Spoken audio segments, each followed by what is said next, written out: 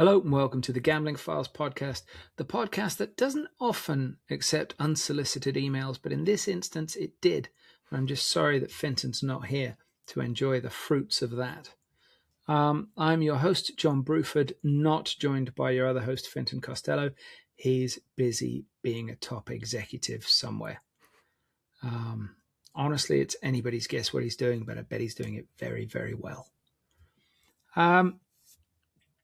I got an email from our guest saying, want to come on the podcast? And I thought it was an interesting enough project that he was working on, and it ties in with a recent episode as well, that I just thought, yeah, fuck it, why not? But before I come to introducing our guest, do I still say our guest, or do I just say my guest now? I think it's all yours. You took it over. Yeah, screw you, Fenton. Now I've got to say our guest, because then that's like the podcast is it's the royal we. I don't know if you're familiar with that term in the US, but it's a common term in the UK. We do have some sponsors that we need to shout about. We have Optimove, the creators of positionless marketing. That is marketing without a position. I know, right? And what we always say is go and get the demo because you're going to be amazed. It's CRM software. It's I believe the number one CRM software in the iGaming industry, but it is quite breathtaking in what it allows you to do, in the granularity it allows you to achieve, both in analyzing marketing campaigns, but also in the creation and delivery of those campaigns. It's stunning software. We don't say this lightly. Finton and I were both knocked out by it. So get the demo. If you sign up and tell them that you came from us, they also give you a 1 month free. Now, whether that's the first month or the last month is anybody's guess. Optimove.com. Let me see. Who else is there? Oh, yeah. World Gaming. Formerly known as Clarion Gaming, organizers of the ICE Expo, the juggernaut, the number one gaming show in the gambling industry in Barcelona, of course, in 2027. I hope you'll be there because we'll be doing the second iteration of the Gambling Book Awards there. They just did IGB Live. They just do great events.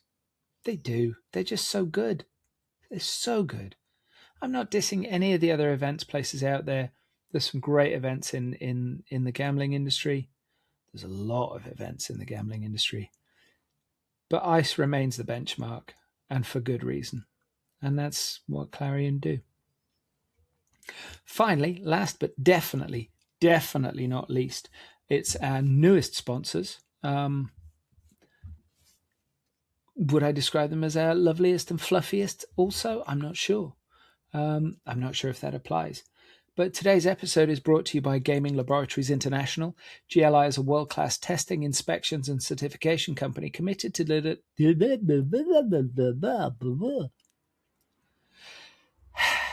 delivering the highest quality land-based lottery and iGaming testing and assessment services around the world. GLI provides suppliers, operators, and regulators with expert guidance for navigating the future of gaming and ensuring gaming innovations meet regulatory standards with confidence in more than 710 jurisdictions. For more information, visit gaminglabs.com. Now, Noah, a lesser host, a more insecure man, might take that stumble in that ad read and edit it out. But I'm not afraid to be seen. I'm not afraid to be seen as a human being, flaws and all. And so I'm going to leave that in there. Not least because if you're driving along and you're like, oh, it's an ad read, and you zone out and all that, suddenly you're going to be like, oh, what? Is he choking? And suddenly you're listening to the ad just in time to hear the web address at the end. So I'm leaving that in there because I'm proud of who I am. In reality, you're helping them. It was a really feature. I really am. Like, you couldn't script that. You couldn't script being that utterly fucking useless at reading. Hey. Well, it's not. The reading part went fine. It was the speaking it out loud part, and that's what went badly. So our guest is Noah Rafkin. He's the wow, what do I say here? The founder of Bonus Bandit. Bonus Bandit is bonusbandit.win, WIN, which is an independent accountability site for US sweepstakes casinos. Now, part of the reason that I thought this, when your email landed in my inbox, I thought that's really fascinating because I think some people in the gambling industry on all sides are starting to realize, finally, for fuck's sake, finally, that the key differentiator between products, because ultimately there's not that broad a spread of products to offer somebody. Games are largely quite similar. The difference is in the UX and it's in the customer service, right? And people are starting to come around to that. They are starting to realize that actually, do you know what? The speed of withdrawal, that are they going to mess me around? Are they going to do this? Are they going to do that? That's kind of important. That's kind of fundamental to the player.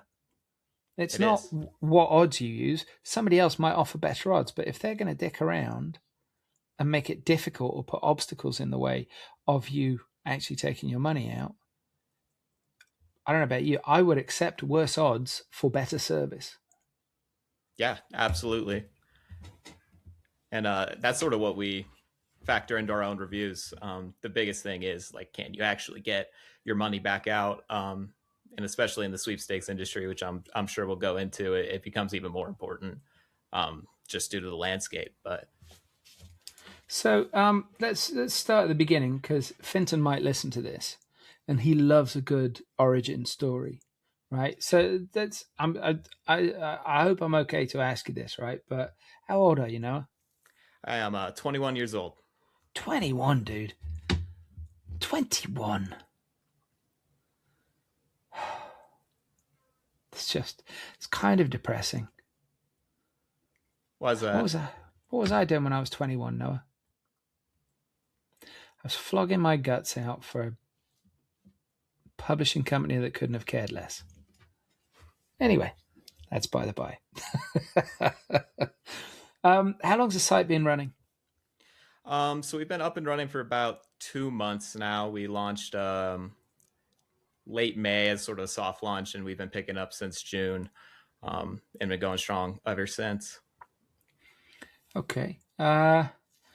Now, I appreciate our listeners aren't necessarily your end users, but they might be the people that your end users are using, and so this is good knowledge for them to have, because it's only really I'm not sure if there are any sites like yours for the more general gambling industry, but if there isn't, it's only a matter of time.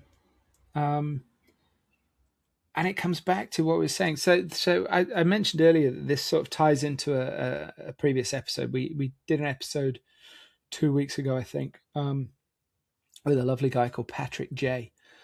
And Patrick's declaration was basically customer trust shapes the gaming industry. And it's you can't actually put a price on that, because one of the things that we talk about in the industry is, it's really expensive to acquire new players. I mean, it's one of the main costs. It's far cheaper to keep players. Why are we so bad at keeping players? And it comes down to some of the things that you guys are looking at. And I think that's really interesting.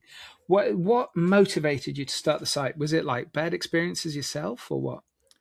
Yeah, I got into it myself, the sweepstakes industry, when I was 19. So a few years ago, far before I actually started the site. And sort of just due to the area they're in, I did have quite a few bad experiences, and just a lot of things where I would look for resources online anywhere on what was actually happening. And it was extremely hard to actually find an honest, trustworthy place. I mean, the search results were, dominated by, you know, sort of the same manufactured, top 10 lists um, from all the affiliate sites, which is absolutely fine. I mean, I take my affiliate funding myself, but what I notice is like there's nobody out there who's trying to disclose how their rankings are actually made. You have like a top 10 list, and you don't actually see anything on the site other than your sign up bonus. You don't see have people actually been paid out from here. What are their public sentiment, like is it easy to have your KYC verified? Are they gonna string you around? um, and I was noticing that even on these sites where it was heavily promoted, you could run into a lot of issues where nobody was talking about it publicly, even though I'm sure I was not the only one running into these issues. So that's what sort of motivated me into making the site. So, bonusbandit.win, I mean, I should have guessed it from the name, really. You're acting as an affiliate, but you are front loading a ton of information for your players fundamentally. Yes. So sort of the premise is every the main flagship feature is I believe we have somewhere around 230 sites ranked on a trust score. So 0 to 100. And the methodology is public, and it's 100% mechanical. So I can't decide necessarily if I want to boost one site or take down another one. There's factors that are weighted, and it's all database. So most of it is firsthand data from me. I've been playing these sites for a few years now, and I had an absolute backload of data on everything that's happened to me on these sites, and I think that's more valuable to someone than anything else they could find. Is a real person did this. Here's the screenshots. Here's the transcripts, and this is what happened. Like you can't deny or argue with that. And so all that data is taken into a database, computed, and then spit out. And we try and update the site as often as we can. And then it also serves just as a secondary resource for all news, sweepstakes. So the legality is often changing quickly, and players can be left sort of blindsided by that. So we try and fit that into the narrative as well. Yeah, I think fundamentally the best affiliate sites are the ones that are already doing something useful. Like I think I don't visit it anymore, but I remember casino.org is excellent for news, like really excellent. It picks up stories that the gambling industry B2B press misses, Mm-hmm. and that blows my mind. So yeah, the best affiliate, Casino News NL as well. Specifically for Netherlands, but they are adamant, and they've broken news stories as well before actual media outlets in the Netherlands have gone anywhere near them. It's like, yeah, if you're doing that, you're winning both sides of that battle. Plus, not to mention those juicy links. So this is probably a stupid question, but I get to ask stupid questions because Finton's not here. I'm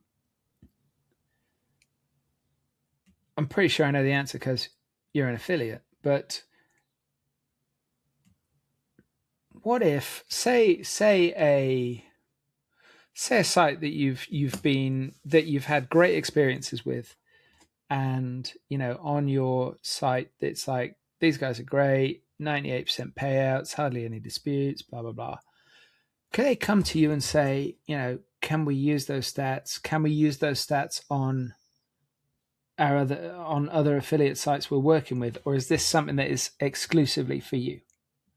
No, and I've open sourced all of my data. Actually, I have all of it for use. I mean, attribution, CC by, but it's open on Kaggle and on my GitHub repo. Um, I think this data is not something that should be gate kept. I mean, this is real consumers, real money, and unfortunately, regulation is lacking behind in sweepstakes, especially. So to withhold this from just public use doesn't feel right to me, and it wasn't really the mission behind what we were doing. So everything we post publish has receipts backed up in our database that anybody can go and inspect, and see what they think as well. So you say that's not sort of part of the mission, but I mean, have you declared the mission here? Um, to me, the mission has been declared. It's mainly a consumer protection project, in the sense that I started this because I felt like I had sort of been misled and led astray, and had certain things happen to me that I did not want other people to have to experience. And um, they certainly don't have to. There's no shortage of absolutely amazing operators and websites, and there's also no shortage of websites where you're better off, taking a hike. So that is the mission to me, is to have sort of an authoritative, honest, as unbiased as you can, um, sort of resource for people to look at, see numbers, not just, oh, this site's good. There's actual data behind it, and they can verify that themselves and then make a decision based on that. What are the criteria that you're using to assess sites? Yeah, so it's a 7-factor methodology, and each of them are weighted a bit differently based on their importance. And I've sort of played around with this prior to launch to see, what was most important to people, what was most important to me. But the largest factor is redemption. So if you're able to actually request a redemption and they don't put you through hoops, you get your redemption in a timely manner, and you get that with support through the whole way. So you're not just guessing when that's going to happen. And they're sticking to what they say. A lot of these sites say 2-3 business days. It turns into 2 weeks. That's something a consumer should know far before they sign up to that website. Is that actually what's going on? On that vein, we also analyze all of their terms and conditions, for honest practices. Is what they're saying in there actually link up to what they're producing on their website? Is it fair? Do they reserve the right to take away all of your winnings? Do they deserve the right to cap your winnings? Do they, arbitration? All these things that the average person isn't going to really be looking at them, right? They're hidden oftentimes deep in these terms and conditions, but they are important. People, there's complaints on a lot of sites about these terms and clauses hidden deep in there, that have been very detrimental to experience. And people aren't, I mean, that's just, I know I certainly usually don't go reading the whole terms and conditions, but when you're playing with money like this, it's important to know. And then we also scrape public sentiment data off of Trustpilot and forums. So we have somewhere around 500,000 Trustpilot reviews cataloged, and we run analysis on that. It does play a factor into each site's trust score. Its reviews are admittedly a little hand wavy sometimes, but the theory is that with a large enough sample size, you can get some pretty good indications of a site off of that. And we do have a minimum sample size for that as well. And then there's a few others. So like KYC, a lot of these sites will loop you around in circles, make you backflip while holding your ID between your toes, and then you can. And they only do it when you start winning, right? That is another thing. Oftentimes these sites don't even let you verify your identity until you have the minimum redemption, which is seems a bit ulterior motive there. But another thing is we don't try and make any claims about websites that we can't back up with our actual data. So not going to speculate on why or these things are happening, but from a consumer standpoint, it's important for them to be known. Okay. Public sentiment data is really interesting. I was doing some research on public sentiment towards sweep sites, actually, a while ago. And I of course, I wound up on Reddit. And like, you get the real shit there, don't you? Like, absolutely. People, everybody wants to be heard and feel heard, to use a crappy therapy phrase, but it's true. And people share in these forums. It's a funny thing. Like, a friend of mine used to work in a cafe in my hometown, right? And I should have warned you before we started. I have a tendency to go off on stories that seem irrelevant and often are. And I saw her the one day and she was fucking fuming, right? And I'm like, what's wrong? She goes, right, we've got this review on TripAdvisor. This woman, on this review, she writes, I've had countless good experiences in this cafe, but I felt compelled to write a review today because of the bad experience I just had. Right, so you've been here 40 times and had a good experience, never written about it, have one bad experience and give us a 1-star review. These things are always weighted towards the bad. And I'm obviously, I'm not saying that that's not relevant. Of course it is. People do sometimes share good stories, but mostly on things like Reddit, they're bad. Yeah. I mean, how do you... I don't know how you can mitigate that. Can you mitigate that? Or are you weighting degrees of bad to kind of... that, like, the least bad is good and the most bad is very bad? Yeah, it is a good point on a few ends. I think, reviews are inherently in any business.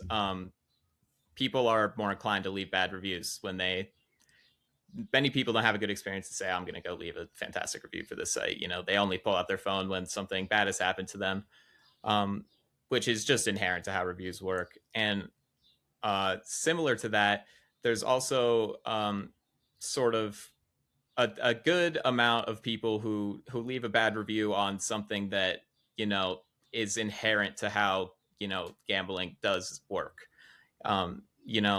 All these well vetted, regulated providers that are genuinely used in the iGaming industry as well as in sweepstakes. They're not rigging your slots. I mean, you did just lose, and I'm not gonna scrape a review off of the internet that says I didn't win and gave them a 1-star. That's not really what we're trying to track here. That's unfortunate, of course, but that's how these sites work, and that's nothing against an operator of a site that you didn't win a jackpot. And that's not to say all these negative reviews are like that, but there are a good subset where it's maybe people not understanding entirely how this is supposed to work, or they're just upset. So we do attempt to account for that when we parse the data off the internet. We do keyword scanning, so it's obviously not perfect when you're working with hundreds of thousands of reviews across sites, but we generally attempt to classify them into what are the categories of grievances people have, and we obviously are going to take more care into bad reviews on, oh, I won all this money and they capped my redemptions, or I won all this money, they didn't pay me, or they took 3 months to pay me, stuff like that. And keywords matching, I didn't win, their slots are rigged. It is an experience, and we're not going to discount that. That is public sentiment on these sites, and that is important, but um, there is a weight between experiences, and you can't really take someone upset they didn't win as somebody who did win, and they had their winnings forfeit for some reason they didn't even know. That's the more sentiment we're trying to figure out, rather than hand wavy, I don't like this site. Yeah, it's a real conundrum, frankly. Um, it's I'm just reading through the notes here. Oh yeah, the complaint index, the quarterly industry report. So look, the site's been up for a couple of months. Yeah. Quarterly industry report. We are on our first quarter. But feels ambitious, Noah. Yeah. I mean, I have a background in engineering. I mean, I'm going to college for that. So I saw a huge gap in like actually data, technology. We live in an amazing time for being able to do, crazy things with data. And I mean, I'm a solo founder, but it's entirely possible. And within, most people's realm of expertise to be able to take all this stuff, pretty autonomously. Obviously human review it, but it's extremely possible to keep these updates and in a quarterly fashion. And in the similar way, we have a change log on the website. So every time someone's trust score moves up or down, their share of 1 or 2 star reviews changes significantly. People can track that, and that is being tracked like automatically as we're speaking. I've scheduled parsing runs, every week or so, and people can see how fresh this data is, which I found incredibly important in the sweepstakes industry. Things move so quick. I mean, the whole industry itself popped up in just a few years, or really came to relevancy in just a few years. So I think a lot of the value in honest database is that it's also up to date. Um, Sites change quick, so Yeah, I think that's very fair.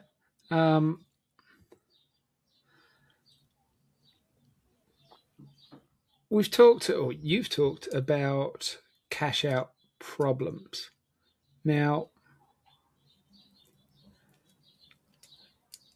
that's that's a customer issue across the entire gambling industry. I think it's the quickest thing people gripe about because it's pretty fundamental.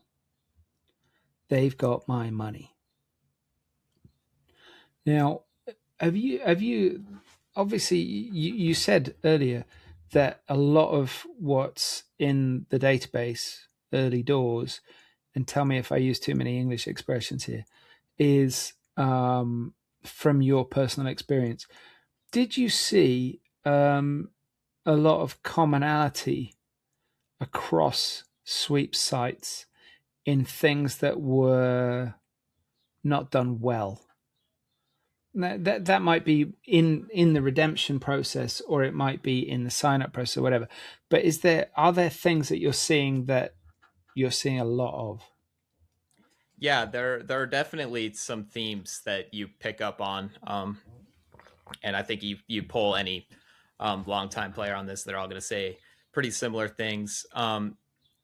The identity verification and anti money laundering laws, all very important, but some sites sort of take it to another level, which can seemingly seem aimed not at compliance and more at stonewalling and um, pushing people back on their redemptions.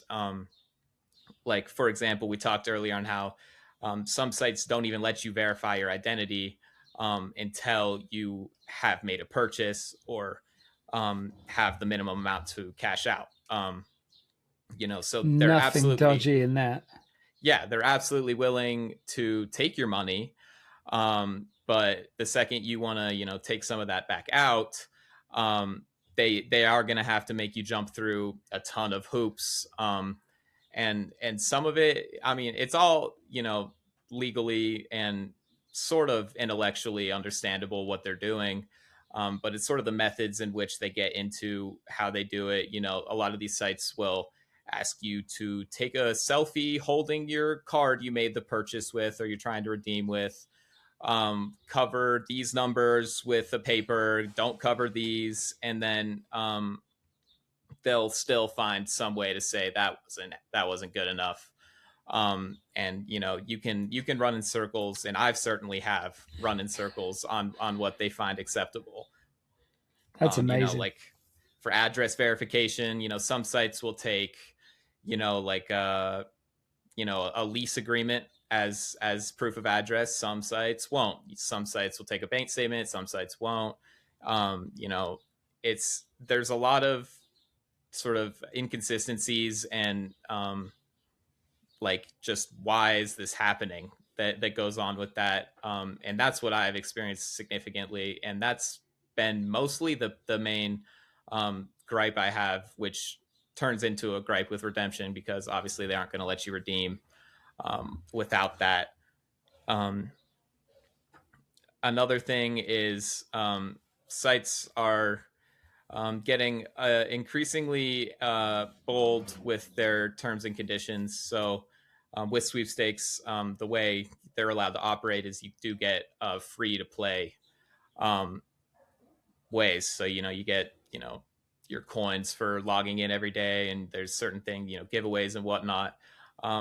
But certain sites are now capping what you can, take out of those free. So even if you had your free dollar or whatnot, and you spun once and you got a jackpot $2,000, there are a subset of sites that will now cap you at $25 lifetime from what you got, which is a big deal. It's sort of their whole defense in the regulation is like, anybody can do this. It's a giveaway, it's a chance. It's Yeah, you don't that have sounds to to me like an operator that's absolutely shooting themselves in the foot. Yes, and That's it's hard. amazing. It's hard to understand. I mean, obviously, people are furious about this, and it's. I was furious about this when I figured it out. But And it's just the spirit of it. It's the absolutely. absolute spirit of sweeps. That's like saying we're not a sweepstake, we're a gambling site. And that's sort of that's sort of what it gets down to often. They have all these defenses, and then their actions say otherwise. But that's it's things like that that are the spirit of the site, because I mean that is hidden deep in clause 7 of their terms and conditions, and absolutely nobody who's signing up for this website off of front page ad is going to be like, oh, there's a good chance that I'm going to have all of my winnings capped. Well, if you see that up front, that is not going to be the site you sign up to. Absolutely. And that is the accountability I'm trying to take, because the problem, in my opinion, is these websites do not get punished for doing this. And unfortunately, this has probably been a positive financial decision for them. They're still getting their new players. It probably hasn't affected that as much.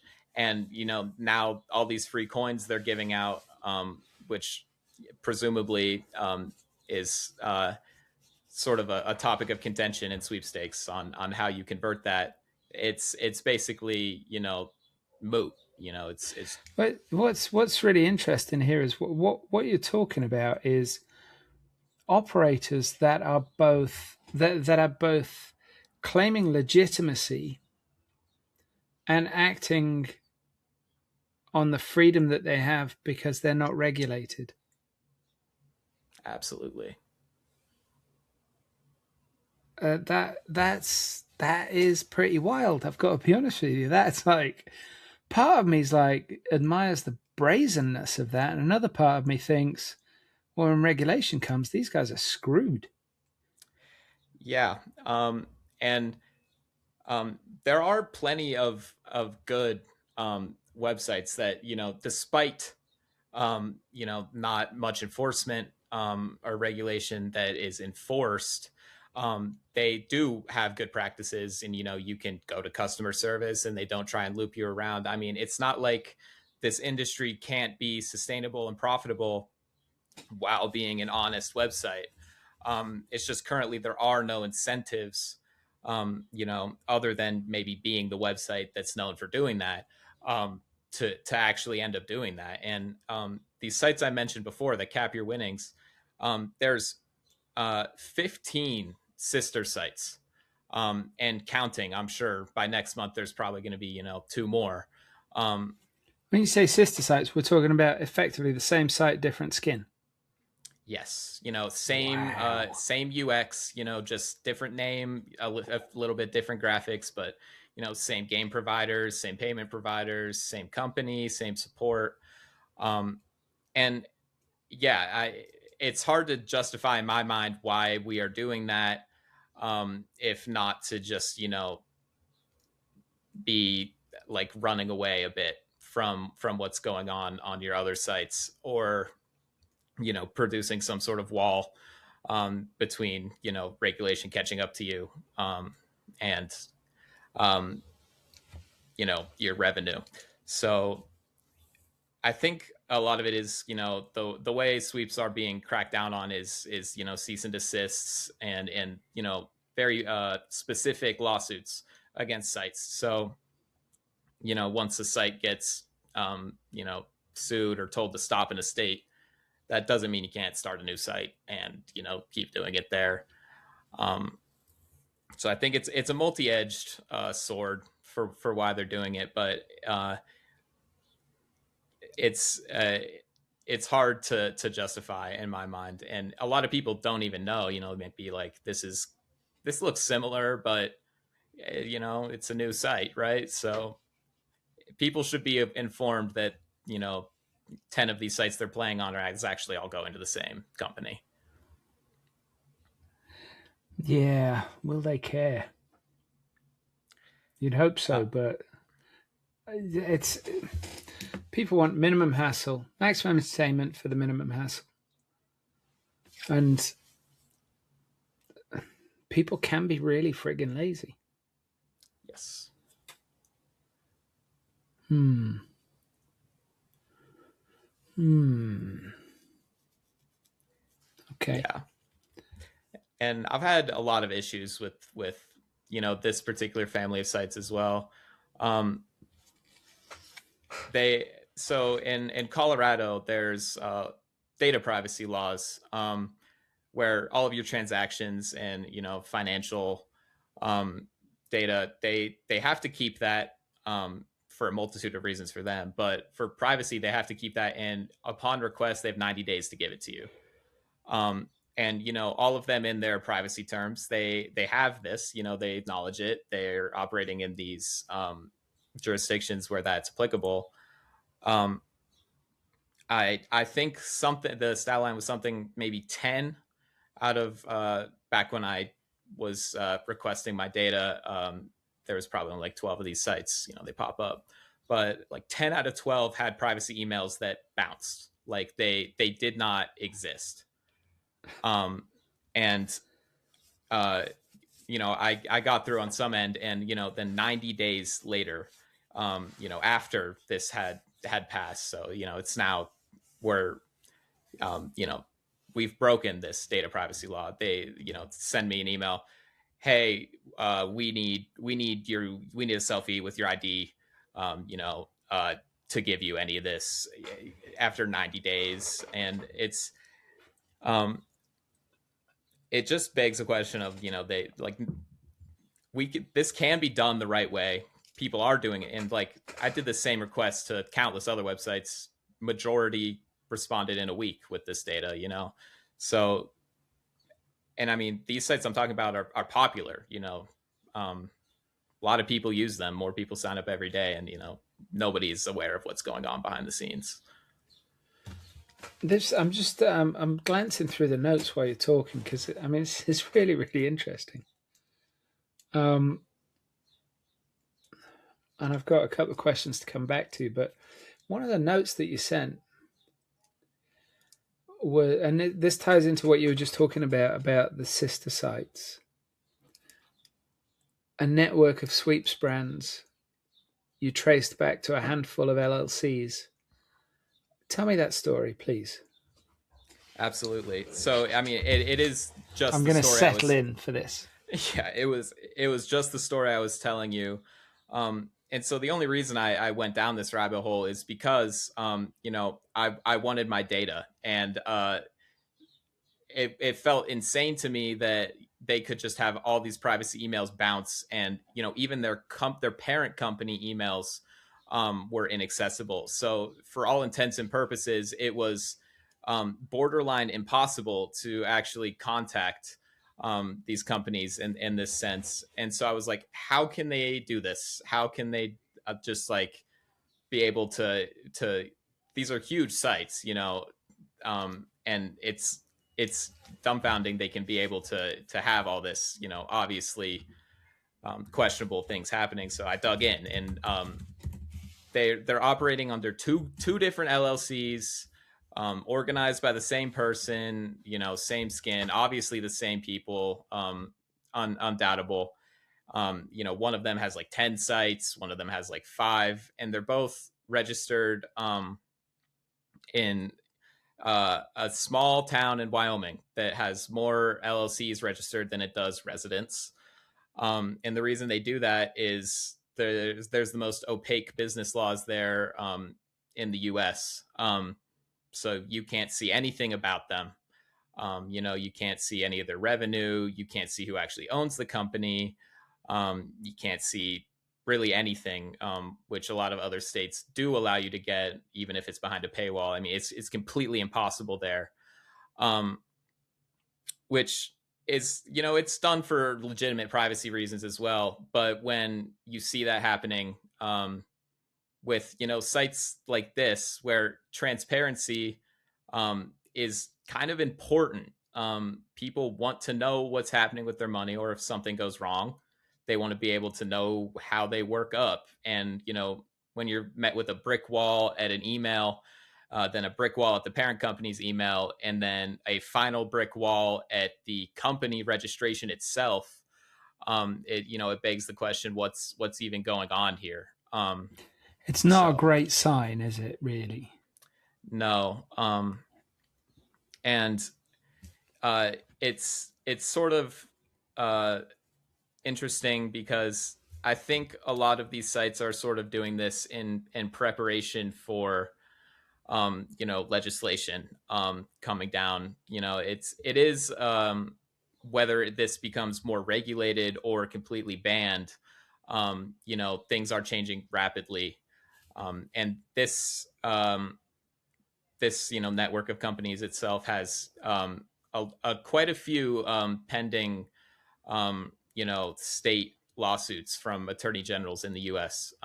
Like, you know, very serious, you know, pending legislation on them, um, and you know, even if my concern is that even if this does pan out and they find, wow, consumers were totally, you know, ripped off, they were, you know, defrauded, whatever. I'm not saying that has happened. I mean, all these are pending, obviously, but it the network and the architecture seems indicative that um, they're preparing, and to some extent, to not have to take as much responsibility as they should for that. And that sort of plays into the whole, 15 sister sites. It's you know, shells within shells, which is not necessarily what you want to be seeing out of a site that you're depositing, money into. Yeah, that it comes back to that confidence thing, doesn't it? Um, so, right, this is kind of the big question, really, for me. You've been running for a couple of months, and I have no doubt in my mind whatsoever that you've been looking at all of your user data, right? Is the information that you're presenting to players, is it working? Are you seeing that the sites that you're declaring to be reputable, are people seeing it, the information? Are they understanding the information? Are you seeing more traffic going through to the reputable sites? Or is it still an absolute, I think the American term is crapshoot? Crapshoot, shit show, who knows? But yes, whether or not that's, because they see these sites as more trusted, or they're just first on their screen. We've only been running for a few months. It's hard to tell for sure from a limited set, but people. I mean, I try to engage actively in my community. I'm still small, so it's still relatively simple to engage in what people think about what I'm doing, and majority is like they really appreciate that this is being made. There's people have recognized the same issue that I had. There's not a lot of transparent data, and people are like, I love how I can see I can see public reviews on this. I can see screenshots of a redemption that was made. I can see when that redemption was made. There's acknowledgments on what we do and what we don't know. It feels different than a typical affiliate site is what I've heard from my users, which is great to hear, because that's what my end goal was.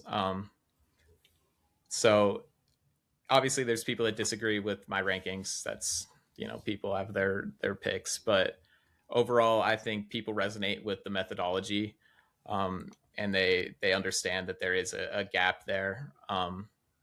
So I think tentatively it's been helpful for people, and I hope to keep growing it, and get more authoritative on all of the sites that I have in my catalog, and sort of make it the ultimate resource, the Wikipedia of sweepstakes, I suppose. Awesome. Sounds great. Got to be honest with you. I love the idea. I love the data you're using. Because ultimately, as animals, humans, we put more weight in what another human says to us. Rather than reading, I don't know, some marketing bollocks, some absolute nonsense that has no real, whereas you're in a forum, there's a bunch of people that you've already been talking to or interacting with at some level for months. One of them says something that has weight, that has value. Mm-hmm. And you're kind of tapping into that. And yeah, that's priceless, pretty much. So I suspect you're probably going to do really well. And ultimately, we're talking about sites that are, it's not just about the behavior, it's sites that are being smart enough in how they operate, and hopefully recognizing that reduces player churn, which means they have a more valuable relationship with those players for the lifetime of that player relationship. Yeah. And so it makes them more profitable. Good practice Absolutely. Makes it more profitable. Yeah. And it blows my mind that, like, I can say that and people go, well, yeah, of course it does. Yeah, but how many times do you see people doing shit like this? instead of going, actually, do you know what? If we look after them, they'll come back and they won't bitch and moan about us. Like, what's that worth? Not, hey, let's bribe this dude. No, let's look at his gripe. Let's fix it. And let's show him that we fixed it. You know what I mean? It's to me, it seems like a no-brainer, right? Yeah, and I feel the same way, absolutely, which is why it's frustrating to see sites take the position that, customer satisfaction is in opposition with profit and revenue, because it doesn't necessarily have to be. And a lot of these bigger sites show that. There's plenty of honest ones where people, come back, they're loyal, like beyond belief to these sites, because they treat, they can talk to a human in support, and they know they're going to get their money, and they know there's not going to be some random terms of service change. So it's not like these sites can't be profitable and long running while giving a solid service that people are going to come back to, which is why it's frustrating to see, the other side of it, where, they're seemingly intentionally making things difficult, just for the sake of, squeezing out a bit more. I hear you. Well, good luck with the site. I think it sounds great. It's a real shame Finton wasn't here for this conversation, because Finton founded an affiliate site, and I think he would have really enjoyed meeting you. He founded and sold his affiliate site. It was, I don't know if you'll have heard of it. It's called bonusfinder.com. Sold it to gambling.com a couple of years ago. And now he smokes big fat cigars and things. I'm sure it's unconnected. But no, he would have really enjoyed meeting you. So, yeah, I'm sorry you didn't get to meet him. It would be fabulous if you wouldn't mind coming back in, say, I don't know, 4 months, 6 months, to just look at what's sort of happened, because like you might get visits from people who are pissed off because they're at the bottom of the bottom of your ranking list, or Absolutely. see what's happening with that traffic, because that could be really interesting. Maybe you're going to change an industry for the better. I hope so. That would be an amazing thing to come out of this. But even if I can't, influence the industry itself, I'm hoping in the end I can educate people, and make things more available, on an industry that's been pretty opaque. Well, you can lead a horse to water, but you can't make it drink. So, hopefully people will see the information and they'll act on it, and the good actors in the industry will remain good, and the bad actors will see what's happening and they'll go, hang on a second. You mean I have to give people their money? Yeah. What? Nobody told me that. I wouldn't have signed up for this nonsense. But it's fab. Thank you for your time, Noah. It's been a real pleasure. Thank you so much. If you've enjoyed this episode of the Gambling Files podcast, please find us on LinkedIn. Give us a big, juicy, succulent like. That nearly went wrong. You can find us under the name The Gambling Files Podcast. You can find us on Twitter under The Gambling Files. I think the handle is just @GamblingFiles.